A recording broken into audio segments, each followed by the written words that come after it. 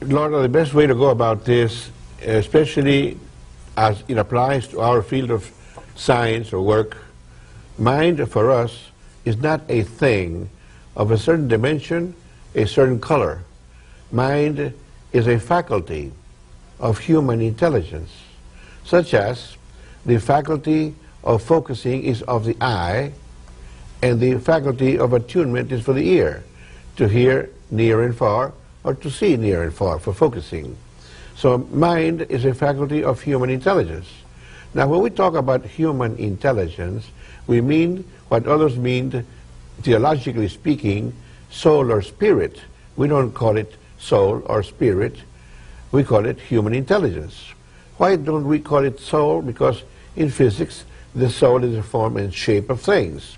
And spirit is the energy of matter. And we get all confused then. So in order to get away from that confusion, we call it human intelligence and its faculty mind. We cannot separate mind from human intelligence. It's a unit, something like we cannot separate the focusing faculty of the eye from the eye. It's a part of it. So we say that mind is like a focusing or a tuning of seeing and hearing of the eye and ear, but this is of the mind. The mind focuses its or tunes its self or through human intelligence to the brain. And whenever human intelligence focuses or attunes the mind to the brain, at that point in the brain develops a frequency or a modulation or excitation or vibration, you could say, that can be measured, detected and measured with the EEG.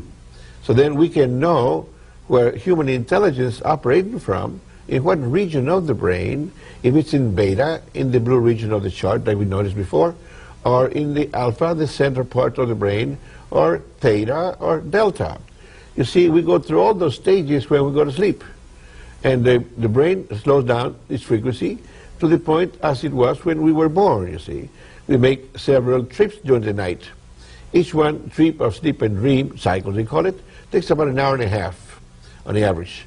So we have so many hour-and-a-half cycles per night in this sleep and dream type of cycling or functioning. So the brain slows down and comes up again to its full activity, 20 vibrations on the average, every time we go to sleep, and it does it several times. So in this case, we will know, or can know, where human intelligence is focusing its mind onto the brain because of the vibration it develops, a rhythm that you can detect and measure. Otherwise, if mind is not focused on that portion of the brain discharges erratically, occasionally, because it's alive, but it's not developing a rhythm to it that can be measured, like we can with EEG. So then we know where mind is functioning from, or at, from the brain, and what it can do once it's functioning within that dimension of brain. What it can do in beta, what it can do in alpha, what it can do in theta or delta. So mind is a faculty of human intelligence. Now the brain, we call it a biological computer. We can program it with our thoughts, you see.